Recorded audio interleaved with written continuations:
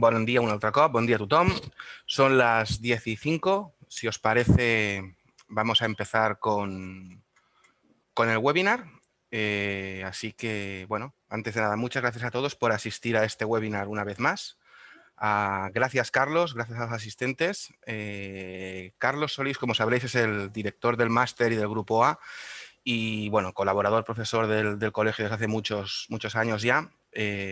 Hoy vamos a tratar el webinar sobre los 10 aspectos clave del consorcio de compensación de seguros. Entonces, si os parece bien, para hacerlo más cómodo todo, cuando acabe Carlos de su ponencia, en la barra de herramientas abajo veréis un apartado que pone preguntas y respuestas. Podéis dirigirlas allí y las atenderemos en función que vayan llegando. Y si la cosa se extiende mucho, pues una vez más recordar que tenemos las asesorías del colegio a vuestra disposición para cualquier duda que podáis tener o cualquier consulta que queráis hacer, ¿de acuerdo? Así que, Carlos, muchas gracias y cuando quieras ya puedes arrancar. Vale, Jordi, pues muchas gracias a vosotros bueno, por estas excelentes iniciativas que creo que son muy necesarias para, evidentemente, seguir avanzando en la formación, en el conocimiento. Y creo que el tema que vamos a tratar hoy del consorcio es un tema que está de forma permanente de plena actualidad y que evidentemente, tanto en el ámbito de la mediación como en el ámbito del sector asegurador en general es, yo creo que bastante importante. ¿Cómo vamos a enfocar esta sesión? Bueno, pues la vamos a enfocar a través de 10 aspectos clave, es decir, 10 aspectos clave que serán la espina dorsal que va a permitir un paseo por todo el entorno del sector, del sector del consorcio, de todo ese ámbito de actuación que ya veremos que es muy amplio, perdón, y que esto nos va a permitir poder ir analizando y poder ir desgranando todos los aspectos más importantes y todos los aspectos propios del consorcio. Me gustaría en primer lugar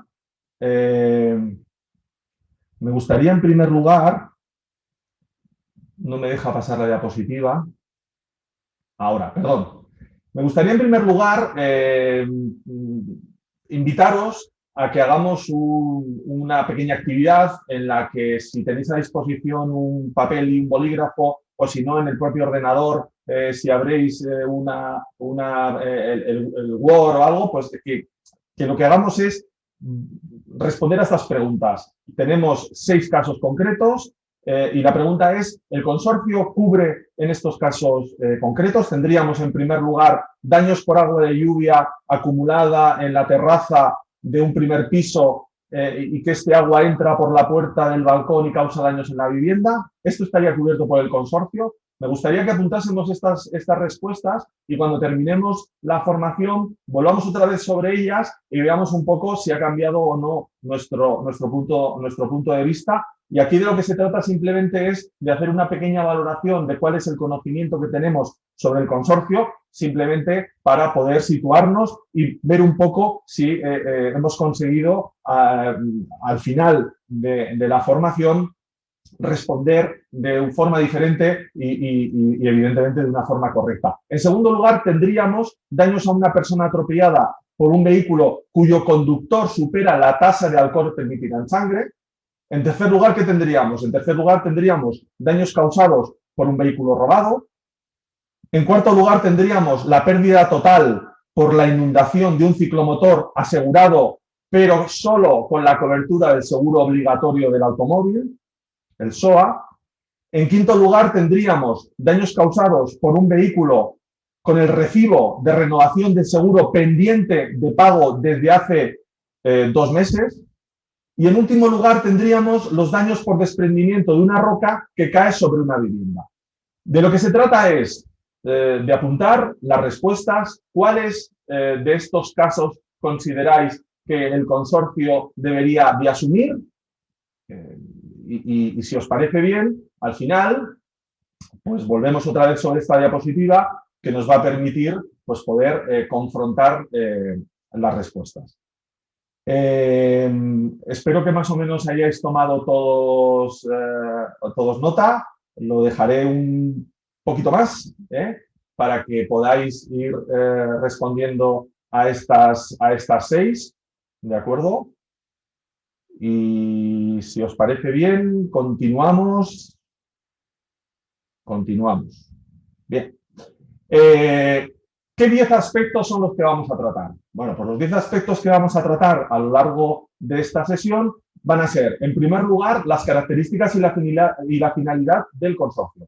En segundo lugar, cuál es el régimen jurídico, es decir, cuál es la base normativa que evidentemente regula toda la actuación del consorcio. En tercer lugar, pues cuáles son sus funciones. En cuarto, nos centraremos en lo que es la función o finalidad de fondo de garantía, entendiendo el fondo de garantía en el ámbito de la responsabilidad civil en la circulación de vehículos a motor. En quinto lugar, veremos otras funciones también relacionadas con este ámbito de responsabilidad civil obligatoria del automóvil. En sexto lugar, pasaremos a los riesgos extraordinarios, a lo que son las coberturas en situaciones catastróficas, que junto con la parte de fondo de garantía podríamos considerar que son los dos aspectos más importantes del consorcio.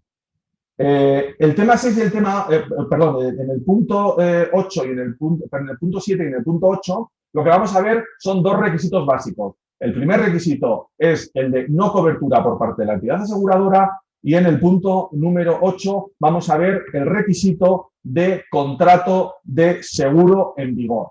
Los explicaremos porque son dos requisitos básicos y bastante importantes dentro de lo que es el ámbito de actuación del consorcio. En el punto número 9 veremos el alcance de la indemnización y al final, en el último punto, veremos qué daños están excluidos.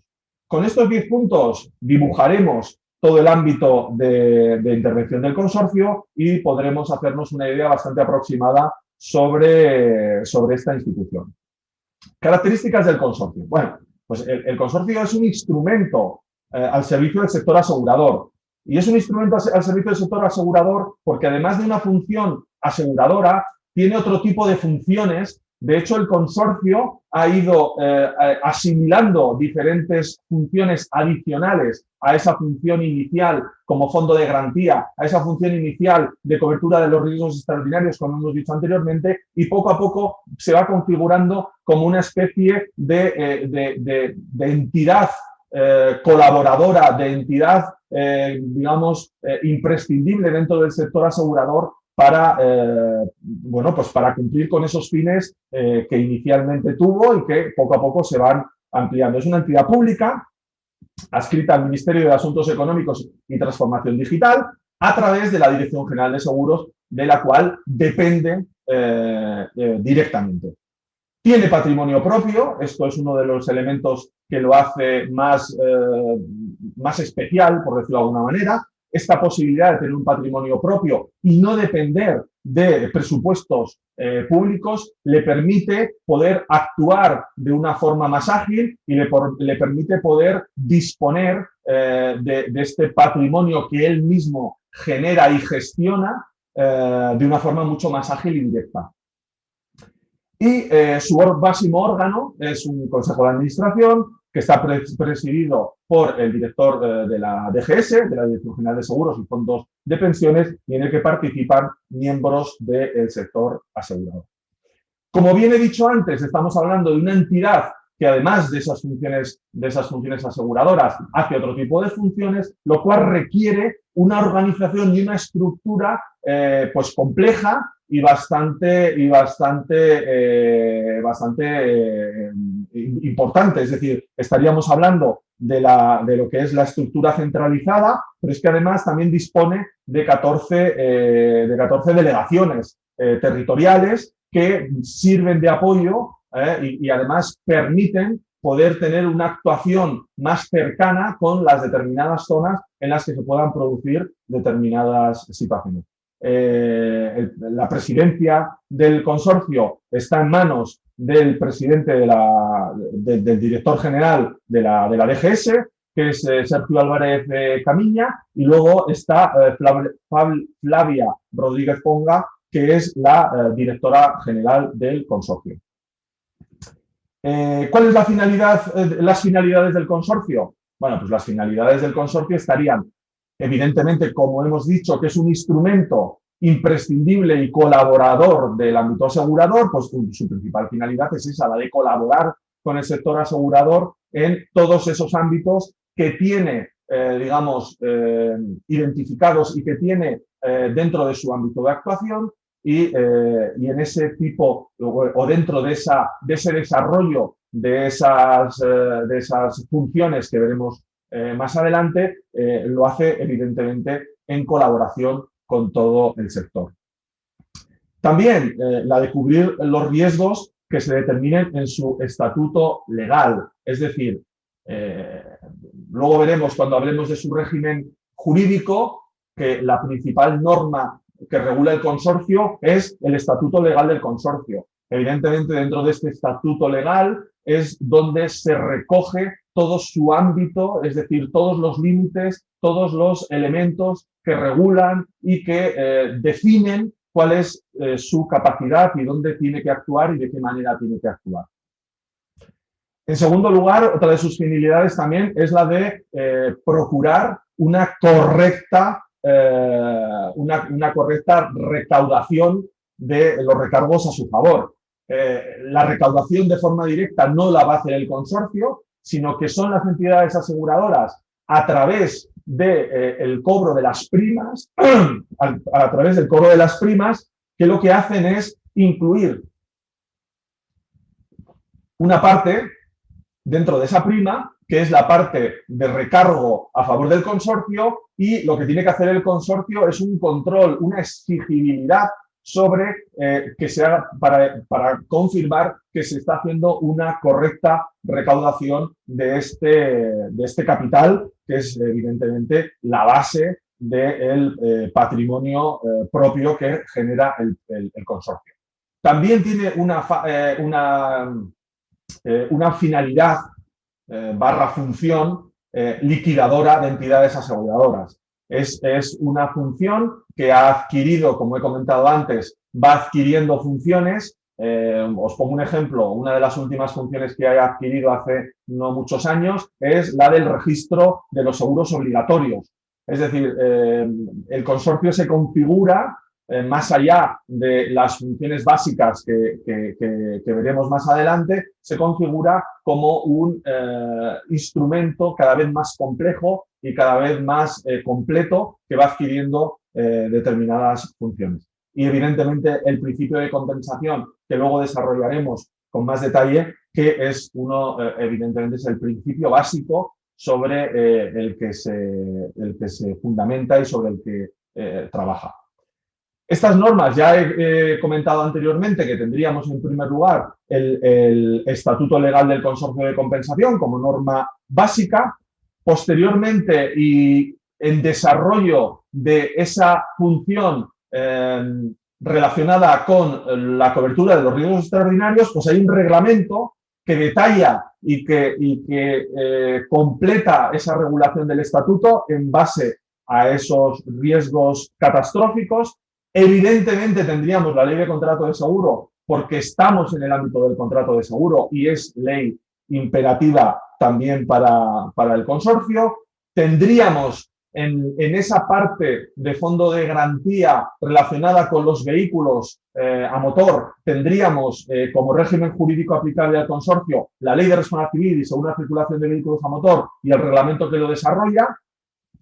También tendríamos la ley de seguros agrarios combinados en relación con esas funciones que veremos después, cómo el consorcio también se ocupa en ese ámbito de los seguros agrarios. Y también tendríamos la LOSEAR, Ley de Ordenación, Supervisión y Solvencia de Entidades Aseguradoras y Reaseguradoras, porque no nos olvidemos de que el consorcio tiene una función aseguradora muy importante y como tal se ve obligado y está sometido a la normativa, tanto a la ley como al reglamento que lo desarrolla, a toda la normativa que se aplica a todas las entidades aseguradoras. ¿Qué funciones tiene el consorcio? Bueno, pues dentro de las funciones y al hilo de lo que hemos ido apuntando, pues tendría la cobertura de los riesgos extraordinarios, que luego veremos con un poco más de detalle exactamente qué cobertura es cuáles son estos riesgos extraordinarios y cómo se materializa esa cobertura. Tendríamos también una función dentro del seguro obligatorio del automóvil, también otra dentro del seguro agrario combinado, también en el ámbito de los accidentes nucleares y en el quinto lugar, como he comentado antes, esa función de liquidación de entidades aseguradoras.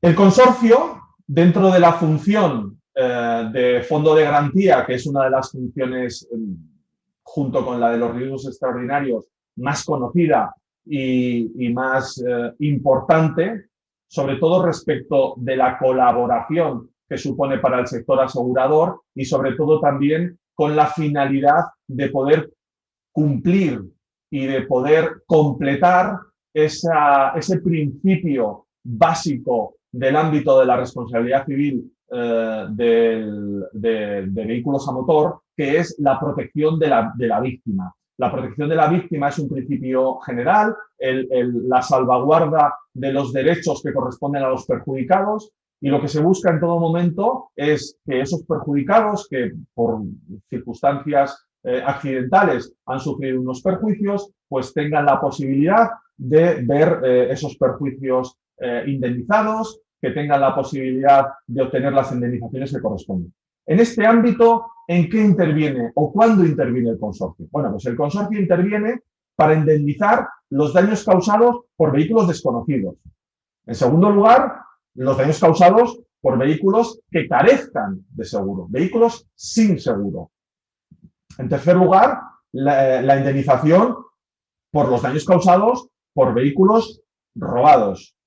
También la indemnización de daños causados, en casos de controversia con una entidad aseguradora. Luego veremos con más detalle qué es esto de la controversia, porque creo que es una de las funciones dentro del fondo de garantía probablemente menos conocida, pero que creo que tiene mucha importancia, sobre todo en cuanto a la conflictividad que puede generar en el ámbito de la actuación de los mediadores de seguros, porque se pueden ver en determinadas situaciones y a veces esta controversia es bueno saber de su existencia, saber de su aplicabilidad y sobre todo saber cómo en determinados momentos puede beneficiar o puede ser útil para nuestros propios asegurados. Y por último, tendríamos también la de indemnizar daños causados por vehículos asegurados en aseguradoras que estén en situación de liquidación. Evidentemente, en situación de liquidación, que por tanto no puedan hacerse cargo de las consecuencias económicas y las obligaciones que vienen marcadas por la legislación aplicable y sea el consorcio el que tenga que, digamos, en esta función de fondo de garantía, tener que asumir esas obligaciones. Bien, entramos en primer lugar con los vehículos desconocidos. En el caso de los vehículos desconocidos, ¿qué es lo más importante? Veremos cómo en el ámbito de fondo de garantía la obligación del consorcio no solamente reside en la indemnización de los daños personales, de los daños a las personas, de los daños corporales, sino también en relación a los daños materiales. ¿Qué es lo que ocurre en los vehículos desconocidos? En el caso de los vehículos desconocidos, no se indemnizarán daños materiales, salvo, y a modo de excepción, salvo que existan unos daños personales que sean considerados como daños personales significativos. En el caso de que existan estos daños personales significativos, sí que será posible que el consorcio, acceder a que el consorcio indemnice esos daños materiales. ¿Cómo se instrumentaliza o cómo se, define estos daños personales significativos? Bueno, pues se toma como referencia el que para su curación al menos se requiera una estancia hospitalaria superior a 7 días. Este elemento es un elemento suficiente para poder optar a los daños materiales. Existe la posibilidad también de incluir una franquicia con un máximo de 500 euros, pero solamente aplicable, como lo he comentado antes, a los daños materiales. ¿Vehículos sin seguro? Bueno, pues evidentemente aquí tendríamos indemnización no solamente respecto de los daños en las personas, sino también respecto de los daños en los bienes, por vehículos no asegurados, es decir, sin contrato de seguro en vigor, ¿de acuerdo? El carecer de un contrato de seguro significa no el que no exista un contrato como tal, sino que el contrato no esté en vigor, no cumpla con los requerimientos que lo configuran como un contrato válido y como un contrato en vigor.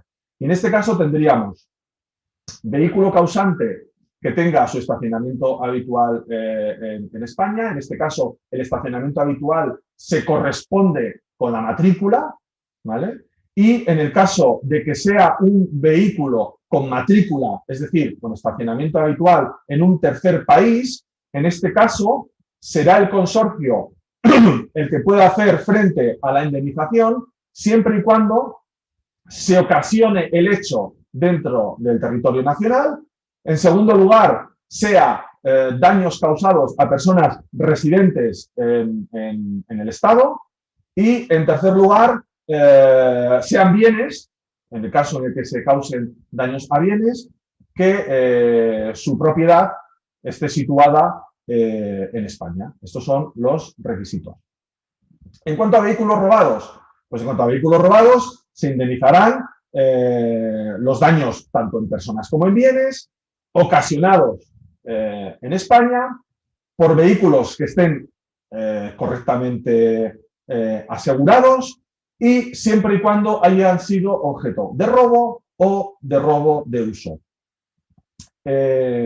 Si hay daños que se hayan podido producir por este vehículo robado, de este vehículo asegurado con placas de matrícula españolas en otro país, puede ser que el consorcio llegue a cubrir estos daños siempre y cuando en ese país no exista ningún organismo que se ocupe de dar esa cobertura, ¿vale? A modo de excepción.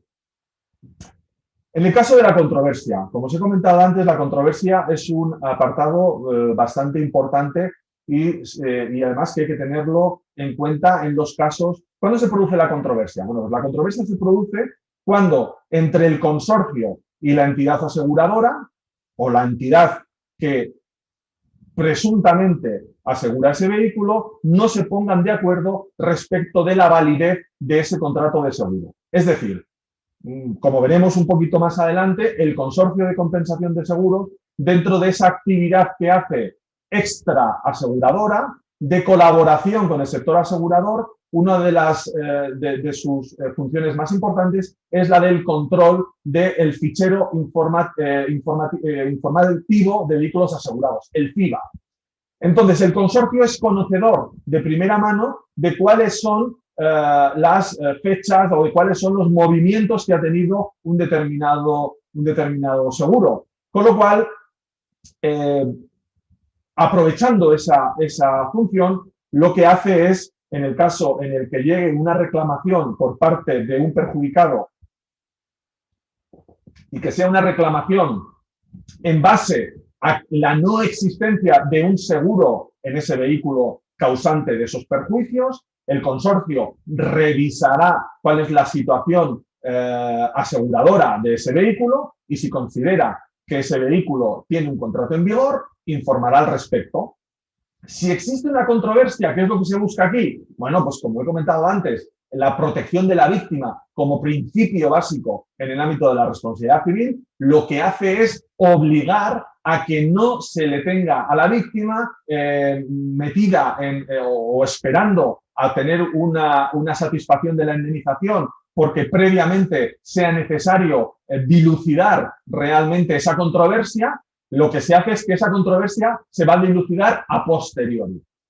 ¿Por qué digo que es importante respecto del mediador? Hombre, pues es muy importante porque del resultado de esa controversia a posteriori dependerá si el consorcio acciona vía repetición contra el propietario o contra el asegurado de ese vehículo sin seguro para poder resarcir las indemnizaciones que ha tenido que satisfacer. Evidentemente, esa controversia, si es el consorcio el que, digamos, la gana, en el sentido de que sus tesis respecto de que tendría que haber dado cobertura a la entidad aseguradora son las correctas, evidentemente lo que hará es confirmar que el seguro estaba activo, evidentemente en vigor, con lo cual el asegurado, propietario, evidentemente se quedan libres de esta posible amenaza de repetición por parte del consorcio. Muy importante, evidentemente, si al final se le da la razón al consorcio respecto de los argumentos de contrato en vigor, además de satisfacer todas las indemnizaciones que ha tenido que satisfacer el consorcio, también hay un incremento en cuanto a los intereses legales del 25% como una especie de sanción respecto de la entidad aseguradora que ha generado esa controversia y ha generado esa intervención del consorcio. También lo que tendríamos aquí es la intervención del consorcio cuando una entidad esté en situación de liquidación y en este caso, aparte de que la cobertura, como he comentado antes en el resto, sería tanto sobre los bienes como sobre las personas, sería vehículos con estacionamiento habitual en España y que la entidad aseguradora esté o bien declarada judicialmente en concurso o bien en un proceso de liquidación que esté en manos del propio consorcio. Vale. Vamos al quinto punto, ¿vale? De los 10 que hemos visto. En el quinto punto lo que tendríamos es otras actuaciones que hace el consorcio relacionadas con el seguro obligatorio. Ya no directamente en cuanto a indemnización, es decir, no como fondo de garantía, sino como actuaciones adicionales. ¿Aquí qué tendríamos? Pues tendríamos la gestión del FIBA, como antes he comentado. Tendríamos la actuación del consorcio como un organismo de información relacionado con la cuarta directiva. Tendríamos también el deber de indemnizar daños causados por vehículos importados y el derecho de repetición, como he comentado antes. El FIBA tiene una doble utilidad. El FIBA, por un lado, sirve para confirmar, informar y servir como una especie de registro de cuál es la situación aseguradora de los vehículos. En este sentido, se pueden hacer consultas al FIBA para poder obtener información sobre una determinada matrícula y un determinado vehículo, cuál es el seguro en vigor que tenía en un determinado momento y con qué entidad aseguradora, con lo cual la información es realmente importante. Y en segundo lugar, tiene una función de facilitar el cumplimiento de la obligación de aseguramiento, que históricamente ha sido uno de los elementos más o de los hándicaps dentro del sector asegurador, el de digamos, minimizar en la medida de lo posible ese tipo de vehículos que están circulando sin el cumplimiento de la obligación de asegurarse, con todo lo que eso evidentemente supone respecto de, de tener que intervenir el consorcio cuando se produzcan situaciones de daños causados por esos vehículos sin seguro. Está claro, como he comentado antes, dentro de esa obligación de colaboración del consorcio con todo el sector asegurador, que si el sector asegurador no informa correctamente al consorcio de forma ágil y rápida de cuáles son las situaciones de los contratos en cuanto a fechas de efecto, en cuanto a anulaciones, en cuanto a renovaciones, evidentemente el registro como tal pierde parte de su utilidad. En cuanto al deber de información respecto de la cuarta directiva lo que viene a regular es la intervención de representantes cuando se produzcan siniestros donde el lesionado o el perjudicado sea de un país ajeno al país de ocurrencia, es decir, lo que se llama el perjudicado transeúnte. En este caso, se establecen una serie de representantes en todos los países de la Unión Europea para que el propio perjudicado pueda, desde su país de residencia, reclamar los daños ocurridos en un país de la Unión Europea ajeno al suyo y que lo pueda hacer desde su propio país, en su propio idioma y facilitándole de esta manera la reclamación y, evidentemente, la obtención de la indemnización. En este caso, es muy importante esa labor de información. En dos sentidos. En primer lugar, porque el consorcio tiene que informar respecto de las matrículas, tanto españolas como extranjeras. En el caso de vehículos con placa nacional que tienen un siniestro en el extranjero, en ese país extranjero pedirán información al consorcio sobre los datos de este vehículo. En segundo lugar, siniestros ocurridos en España que sean ocasionados por vehículos de placa extranjera, porque será el consorcio el que tendrá que pedir información a esos terceros países dentro de la Unión Europea para obtener esta información. Aquí es importante la función del consorcio y es una función que evidentemente, tiene su nexo de unión con lo que hemos comentado antes del FIBA. Vehículos importados, bueno, pues como hemos comentado, bueno, como dice la Ley de Seguridad Civil y Seguridad y Circulación de Vehículos a Motor, mientras un vehículo está en situación de traslado, puede ser que cuente con un seguro, ¿vale? Aquí os lo comento, el seguro de frontera, puede ser que no lo tenga. Evidentemente, si no, se considera un concepto que el consorcio tiene que indemnizar. El derecho de repetición, muy importante, porque el consorcio tiene la posibilidad de repetir los daños, todos los daños y perjuicios que tiene que indemnizar en unos determinados casos, tanto como sobre todo como fondo de garantía. Y en estos casos el consorcio pues activa tanto contra el propietario y el responsable del accidente cuando sean vehículos no asegurados, a autores cómplices o encubridores en los casos de robo, o contra, contra las personas en base a la legislación y en base a cómo queda regulada esta posibilidad de repetición del consorcio en el ámbito del seguro obligatorio. Es muy importante, evidentemente, en el caso en el que tengamos a un cliente que sepamos que está en una situación en la que puede ser susceptible de repetición, informarle que el consorcio, en ese sentido, es bastante cumplidor y repite de forma sistemática. Vamos a pasar a los riesgos extraordinarios como segunda parte más importante en el punto 6 de la actividad del consorcio. ¿Qué finalidad es la de dar cobertura a estos riesgos extraordinarios? Pues la finalidad es la de indemnizar. Esa es la principal finalidad. ¿En base a qué? Pues a un régimen de compensación, que luego veremos de otros principios relacionados. Sobre la base de una póliza contratada dentro del mercado. Veremos luego dentro de los requisitos que hemos comentado en el punto 7 y en el punto 8. Es necesario que sea un acontecimiento extraordinario acaecido en el territorio nacional. Y en segundo lugar, que cause daños a las personas o en los bienes que estén situados en dicho territorio. 3 son los principios sobre los que actúa el consorcio en esta gestión de los extraordinarios. El de compensación, que es el básico, solidaridad y colaboración. El de compensación lo que significa es que no hay una diferencia en función de los que tienen más riesgo o menos riesgo, sino que al final el porcentaje de recaudación del consorcio es el mismo y se da cobertura de forma igual a todos los riesgos y a todas las zonas. No hay determinadas zonas que por tener una incidencia superior respecto de los riesgos extraordinarios se les cobre un recargo superior o la indemnización sea una indemnización más baja.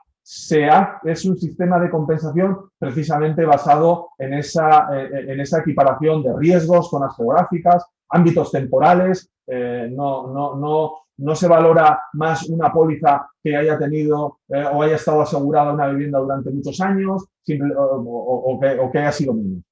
Principio de solidaridad, evidentemente, entre todos los asegurados. Todos los asegurados, y este es el principio básico del seguro, lo que hacen es aportar unas cantidades y esas cantidades se reparten en función de los hechos ocurridos en determinadas zonas. Y evidentemente un principio de colaboración. Aquí, como comentaba antes, como instrumento, ya no solamente como instrumento colaborador del sector asegurador, sino dentro de este ámbito de gestión y de liquidación de estos riesgos extraordinarios, la colaboración de las entidades aseguradoras en muchos casos es imprescindible. Muy importante, no cualquier riesgo extraordinario está cubierto. a veces podemos tener la sensación y a veces podemos equivocarnos en el sentido de pensar que cualquier tipo de situación extrema, de cualquier tipo de situación considerada catastrófica o como riesgo extraordinario, será el consorcio el que se tenga que hacer cargo. No es así. El consorcio se hace cargo en función de las coberturas que marca el estatuto legal del consorcio y el reglamento de los riesgos extraordinarios. Es decir, en el fondo actúa igual que una póliza de seguro, donde tiene una serie de coberturas y donde tiene unos límites. No todo está cubierto. De hecho, recientemente, la nevada que ha habido en el centro de España es una de las muestras donde había muchísimas consultas, donde se habló mucho sobre si el consorcio cubría o no cubría. Evidentemente no cubre, pero por una sencilla razón, porque dentro de las coberturas que tiene recogidas no está esta. Y como no está, evidentemente no lo tiene que cubrir. ¿Qué riesgos se cubren? Pues principalmente los riesgos que se cubren son de tres tipos.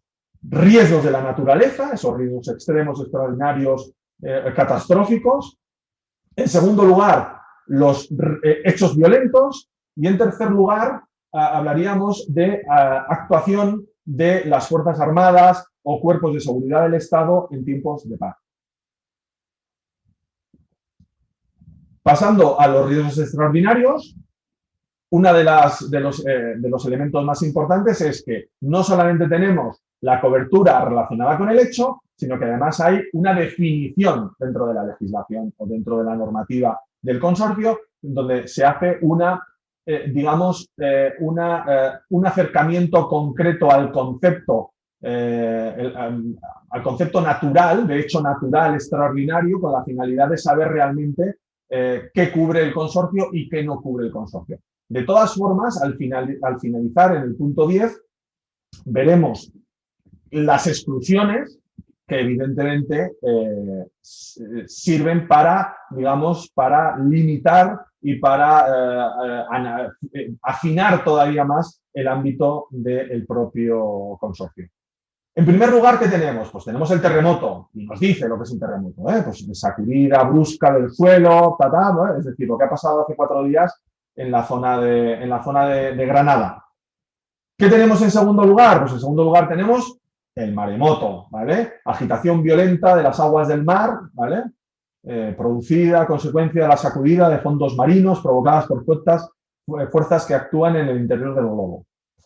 Inundación extraordinaria, ¿vale? Y dentro de la inundación extraordinaria está la acción directa de las aguas de lluvia, el deshielo, desborde de los cauces normales de los ríos y los embates del mar contra la costa. Estas imágenes que a veces se ven de estas olas terribles que pasan y todo el mundo haciendo fotos, haciendo las fotos. Bien, ¿qué no estará cubierto por esta cobertura de inundación extraordinaria?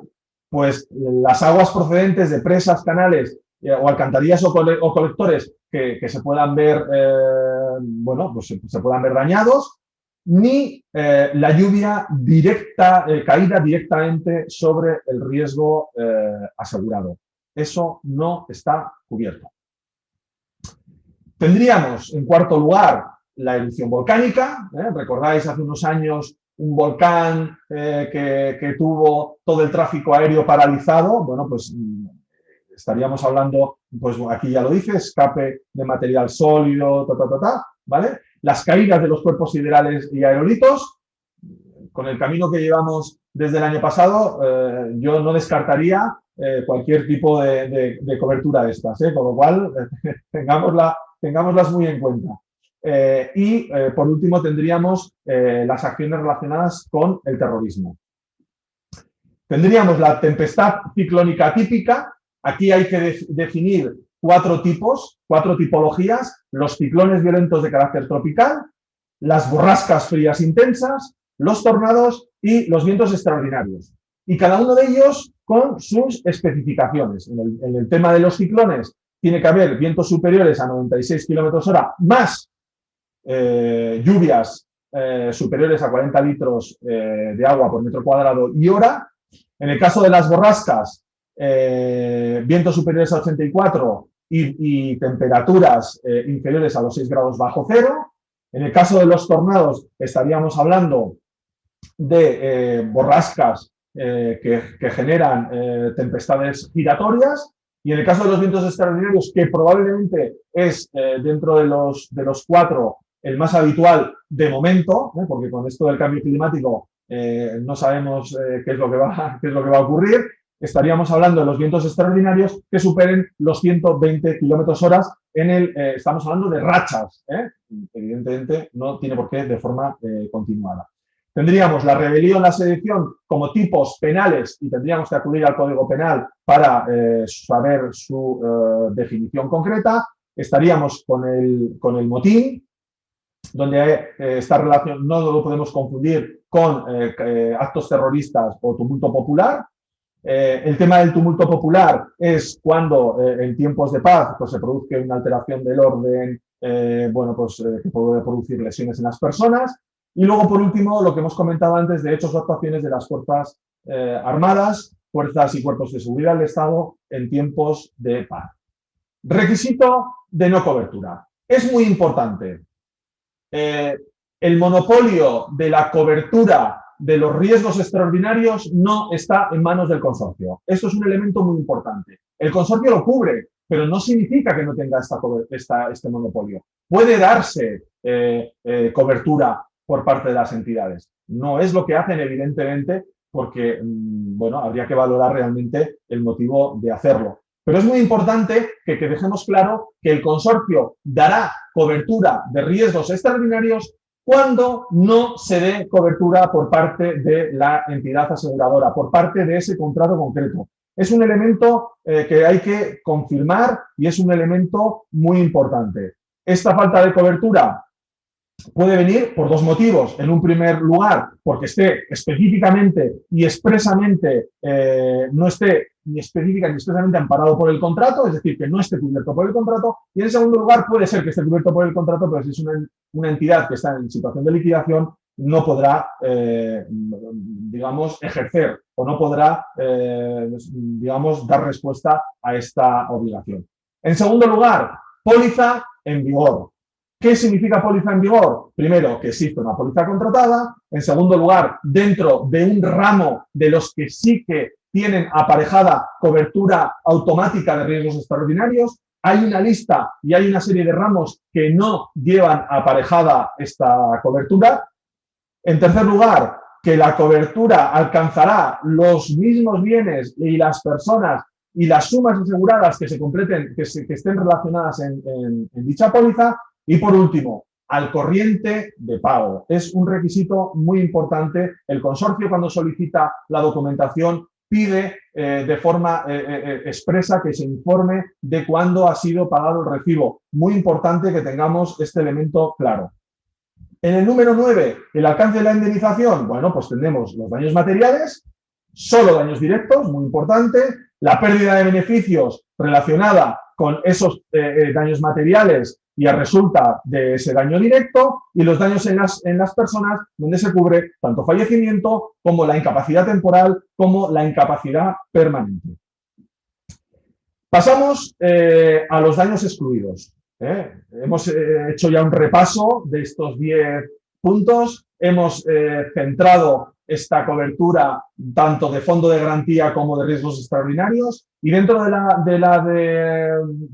evidentemente de riesgos extraordinarios, pero dentro de todas las coberturas, ¿qué queda excluido? Es decir, ¿qué no estará cubierto por el consorcio? Bueno, pues en primer lugar tenemos los hechos que no den lugar a indemnización según la ley de contrato de seguro. Es decir, la ley de contrato de seguro pues marca una serie de normas, marca una serie de reglas respecto de lo que no cubrirá el contrato, y si el contrato no lo cubre, el consorcio tampoco lo cubrirá. Porque lo que tenemos que tener muy claro es que el consorcio en esa función aseguradora, lo que está otorgando a los asegurados es que cuando un asegurado contrata una póliza, lo que está haciendo es contratar una póliza con 2 compañías de seguros. con la compañía de seguros con la que ha contratado y que elegirá el recibo, y por otro lado, y en todos los casos, siempre y cuando sea un seguro que lleva la cobertura del consorcio, con el consorcio. Con lo cual, las mismas normas que se aplican respecto de la compañía y del contrato también serán respecto del consorcio. Que el contrato, los que se ocasionen en las personas o en los bienes, por contrato no incluido dentro de los que dan cobertura, es lo que he dicho antes, si es un contrato de seguro dentro de los que no tiene cobertura directa del consorcio, evidentemente estará excluido. Los que sean por vicio o defecto de la propia cosa asegurada, los que se produzcan dentro de los conflictos armados, porque hemos visto antes que será cobertura del consorcio si son hechos producidos por las fuerzas de seguridad, por las Fuerzas Armadas o cuerpos de seguridad del Estado, pero en tiempos de paz, en tiempos de conflicto armado, no. Los derivados de la energía nuclear, tampoco. Los debidos a la mera acción del tiempo, y muy importante, en los que están total o parcialmente sumergidos, los imputables a la mera acción del oleaje o corrientes ordinarias. En estos casos, todo esto no estará cubierto. Los producidos por fenómenos de la naturaleza que estén directamente relacionados con la elevación del nivel freático, con movimientos de laderas, con deslizamiento de asentamiento de terrenos o desplazamiento de rocas y fenómenos similares, tampoco estarán cubiertos. Los causados por las actuaciones tumultuarias producidas en el curso de reuniones o manifestaciones o en el transcurso de huelgas legales, tampoco. Evidentemente, los causados por mala fe del asegurado, estamos dentro de un ámbito contractual en la que la buena fe de las partes es la que es requisito necesario para el cumplimiento de las obligaciones del propio contrato. Los derivados de siniestros ocurridos dentro del plazo de carencia, es muy importante tener en cuenta que el consorcio tiene un plazo de carencia de 7 días, que este plazo de carencia de 7 días solo es, no es aplicable en el caso de riesgos que no existiesen con anterioridad. Es decir, si yo me voy al concesionario a comprar un vehículo y hago el seguro, evidentemente no se me va a aplicar este periodo de carencia porque no existía el riesgo con anterioridad. Existía el vehículo, pero no el riesgo asegurador. Y tampoco también estarán excluidos los siniestros que se produzcan antes del pago de la primera prima. Elemento muy importante a tener en cuenta porque el artículo 15 de la Ley de Contrato de Seguro así lo acredita. Habrá que ir a este artículo de la ley para poder confirmar todos estos elementos. Los indirectos o pérdidas derivadas de estos daños directos o indirectos que no sean la pérdida de beneficios. La pérdida de beneficios directa de los daños materiales es lo único que estará cubierto por el consorcio, el resto no. Las pérdidas sufridas por alteraciones del suministro de energía eléctrica, gases combustibles, fuel oil, etc., tampoco estaría. Los siniestros que por su magnitud o gravedad sean calificados por el gobierno como catástrofe o calamidad nacional, en estos casos estaríamos en una situación diferente y evidentemente no intervendría el consorcio ni su patrimonio que quedaría aparte, sino que sería mediante otro tipo de intervenciones o mediante otro tipo de gestión a través del propio gobierno que pues destinaría una serie de partidas con unas reglas determinadas para poder sufragar estos perjuicios. Bueno, pues hemos llegado al final de la presentación. Ahora me gustaría que retomásemos la diapositiva que vimos al principio y me gustaría que volviésemos otra vez a recuperar estos 6 puntos para ver si realmente hemos dado la misma respuesta. Yo, si queréis, os paso un poco a comentarlas. En el tema de los daños por agua de lluvia acumulada en terraza de primer piso que entra por debajo de la puerta del balcón, pues evidentemente aquí no habría cobertura del consorcio. Evidentemente tendríamos que hablar de unas situaciones muy determinadas para que pudiese dar cobertura, pero por lo que se explica y teniendo en cuenta que estaríamos hablando de un agua acumulada, ¿vale? Pues no estaría. El punto 2, daños a una persona atropellada por un vehículo cuyo conductor supera la tasa de alcohol permitida en sangre, evidentemente el consorcio no lo cubriría. Aquí la cobertura iría por el seguro obligatorio de ese vehículo y luego posteriormente la compañía de seguros ya podría realizar las acciones de repetición en el caso en el que lo estime oportuno y se den las circunstancias para ello, pero está claro que el consorcio no lo haría. Daños causados por un vehículo robado, aquí sí que sería el consorcio, como hemos visto antes, el que daría la cobertura.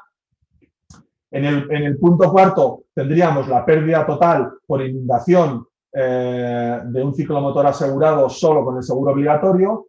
Aquí también cubriría el consorcio porque hubo una ampliación en recientes fechas donde no se exigía a los vehículos que tuviesen que tener coberturas de daños para poder acceder a las coberturas del consorcio, sino que con el seguro obligatorio ya era posible acceder a ello. En el quinto lugar tenemos daños causados por un vehículo con el recibo de renovación del seguro pendiente de pago desde hace 2 meses. Aquí el consorcio no intervendría porque estamos hablando de daños causados por un vehículo. Es decir, aquí hay una relación contractual entre entidad aseguradora y entre cliente y tendríamos que ver en base al artículo 15 si esta falta de pago está o no o es responsabilidad del tomador y por lo tanto se le puede oponer. Pero aquí el consorcio no será ninguno de los elementos ni vehículo robado, solamente intervendría el consorcio en el caso en el que se delimitase que no tiene seguro en vigor y en ese caso sí que se podría considerar vehículo sin seguro y en ese caso sería el consorcio el que sí que tendría que darla. Es decir, habría un paso previo o podríamos entrar, como he comentado antes, en esa controversia. Y si se da esa controversia, entonces sí que será el consorcio. Bien por controversia, bien por falta de seguro. Pero primero hay que dilucidar esa situación entre la entidad aseguradora. Y por último, daños por desprendimiento de una roca que cae sobre una vivienda. Ya hemos visto anteriormente que este tipo de daños tampoco están, es decir, están excluidos por el consorcio. Bueno, espero que con estas 10 puntos que hemos analizado y con estas nociones podamos acercarnos un poco más a la figura del consorcio, podamos entenderla un poco mejor y sobre todo podamos ofrecer un asesoramiento más completo. Gracias. Muy bien, Carlos, muchas gracias. Gracias a los asistentes. Y bueno, como hemos dicho al principio, podéis dirigir vuestras consultas en el apartado de preguntas y respuestas que encontraréis en la barra de herramientas de Zoom, abajo del aplicativo. Veo que hay algunas, Carlos, ya. Sí. ¿Las ves tú? Sí, si os parece bien. Yo veo una por aquí, una de las preguntas sobre la acción de repetición del consorcio y si suele repetir. El consorcio sí suele repetir. Yo cuando doy los cursos del consorcio, una de las cosas que digo es que el consorcio dispone de un servicio de gestión de siniestros bastante profesional. Sí que es verdad que llevan un poquito de retraso últimamente, porque la verdad es que, bueno, pues los determinados temporales que todos conocemos ha hecho que la actividad de gestión de siniestros pues se haya visto un poco retrasada, incluso han tenido épocas en las que han podido estar en una situación un poco colapsada, pero sí que me consta que, bueno, pues que tienen equipos de profesionales bastante reconocidos, tienen incluso figuras dentro de sus equipos de tramitación que dirigen estos equipos de tramitación, que son profesionales de reconocido prestigio dentro del sector. Y la respuesta es sí, repiten. Y además de forma bastante insistente. Con lo cual hay que tener mucho cuidado. Repiten tanto en temas, sobre todo vehículos sin seguro. Sobre todo vehículos sin seguro. Vale, veo otra por aquí.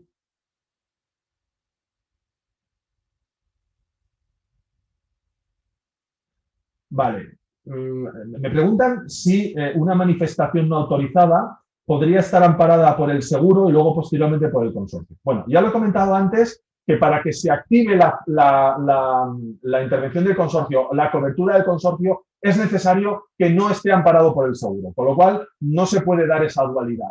Si está amparado por el seguro, no lo cubrirá el consorcio. Si no está amparado por el seguro, lo cubrirá el consorcio. Habrá que ver luego posteriormente si se dan las circunstancias. Si no está autorizada, en principio, habría que ver los detalles para entrar en la cobertura del consorcio. Pero primero analizamos la cobertura de la póliza, analizamos la cobertura de la compañía y en el caso en el que no exista es cuando nos vamos al consorcio y analizamos la cobertura del consorcio.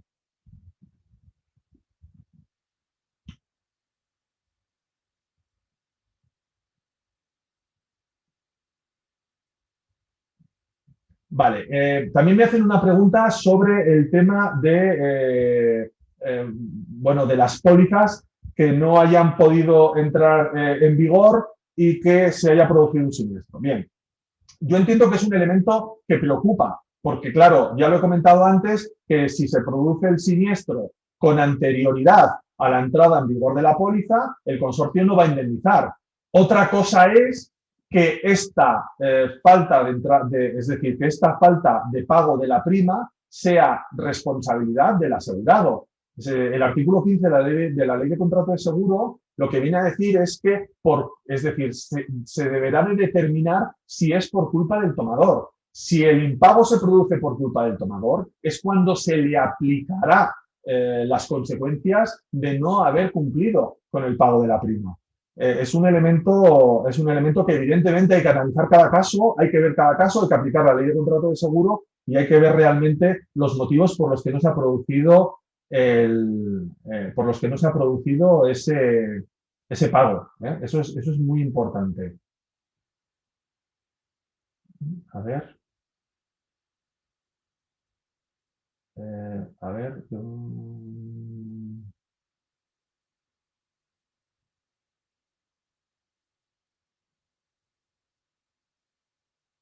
Vale. Evidentemente, hay varias preguntas relacionadas con la situación en la que el cliente haya pagado la prima, se haya pagado al corredor, la situación en la que está. En este caso, es necesario, en primer lugar, ver exactamente cada caso concreto.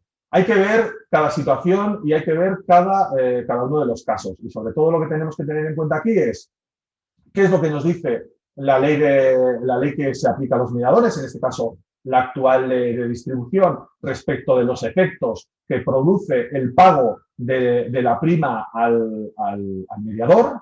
Hay que ver y hay que diferenciar que, por un lado, no es igual el pago de prima que se pueda producir a un agente que el que se pueda producir a un corredor. Evidentemente, tiene unos efectos totalmente diferentes. Y en este caso hay que ver cada uno de los casos, hay que ver cuáles son las condiciones, hay que ver realmente cuando en las capacidades o dentro de las habilitaciones que tenga de cobro el propio corredor, en qué circunstancias y de qué maneras. Y aquí tendríamos que ver exactamente cada uno de los casos concretos para poder analizar.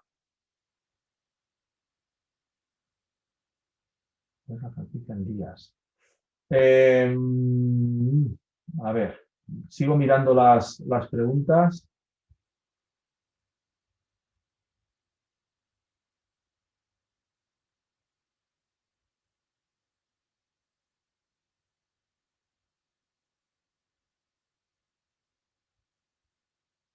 Vale, principio. Vale, me hacéis varias preguntas relacionadas con el tema de los plazos y con el tema de los pagos de las primas. Yo entiendo que es un elemento a tener muy en cuenta. ¿Por qué?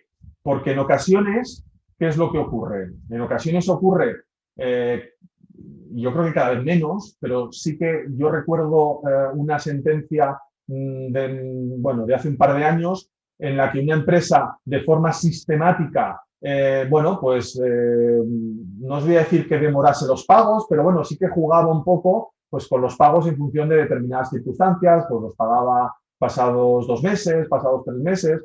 Claro, aceptar este tipo de situaciones hay que tener mucho cuidado porque si en ese ínterin en el que no se ha producido la renovación correcta de la póliza, se produce un hecho extraordinario o se produce una situación en la que sea el consorcio el que pueda dar cobertura, el consorcio no va a aceptar evidentemente a priori ni a posteriori, esa situación en la que se pueda o se permita determinados retrasos en cuanto a la cobertura. Daros cuenta de que aquí el consorcio, como os he comentado antes, cuando el asegurado contrata una póliza, realmente está contratando una póliza con dos aseguradores.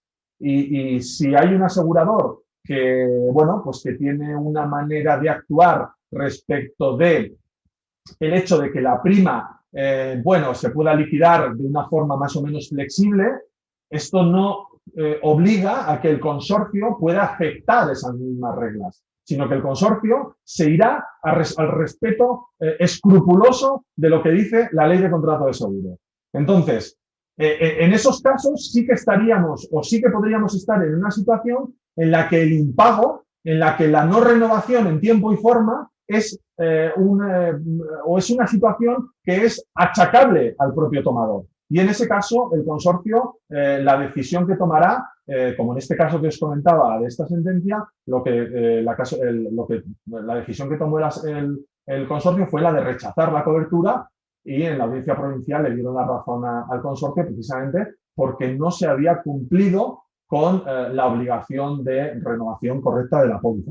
Con lo cual, tenemos que tenerlo en cuenta, tenemos que tener esa situación, tenemos que tener en cuenta que lo que nosotros hayamos pactado con la compañía en cuanto a flexibilizar determinadas cosas no tiene por qué ser correspondido, ni tiene por qué ser aceptado, ni tiene por qué ser aplicado por el consorcio. Con lo cual, tengámoslo en cuenta, analicemos un poco las situaciones, sobre todo caso a caso, y tengamos en cuenta que nos podemos encontrar en una situación en la que sin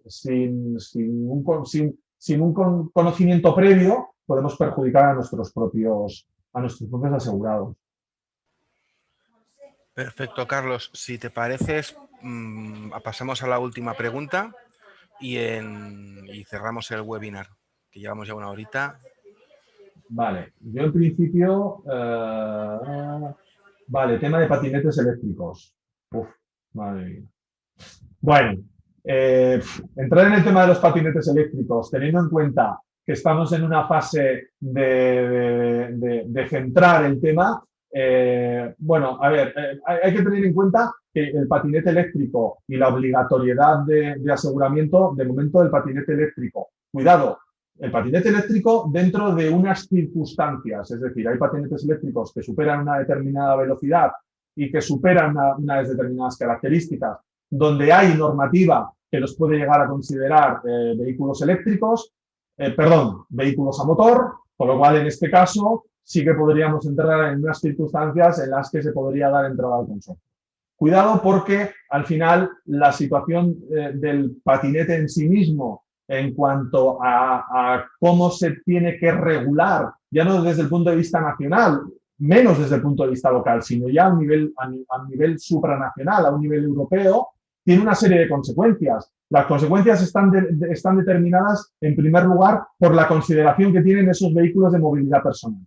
Si esos vehículos de movilidad personal, superando determinadas características, dejan de ser un vehículo de movilidad personal y pasan a ser un vehículo a motor como tal, dentro de lo que el Reglamento de Responsabilidad Civil y Segunda Circulación de Vehículos a Motor determina como un vehículo a motor, en ese caso sí que podríamos determinar la intervención del consorcio porque sería un vehículo que tendría la obligación de tener un seguro obligatorio.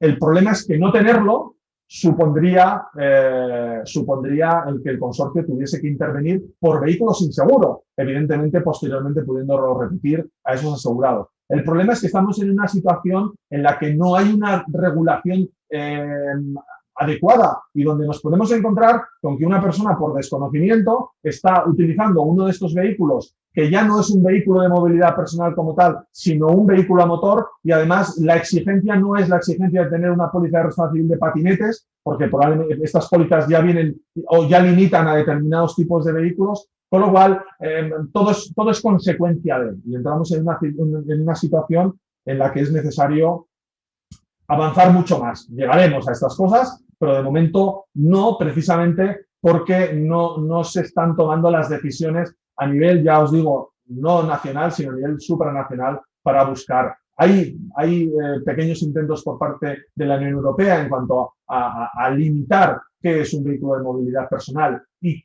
si supera esas características sería considerado un vehículo a motor, y aquí es un poco donde está la situación. ¿De acuerdo, Jordi? Muy bien, y muchas gracias a todos los asistentes. Gracias, Carlos, por este webinar. Hay preguntas que se han podido quedar sin contestar, la cual cosa invito a los espectadores a que nos lo deriven al colegio y lo moveremos con los asesores o con Carlos si es la situación que toca. Así que muchas gracias a todos y nos vemos en el próximo webinar.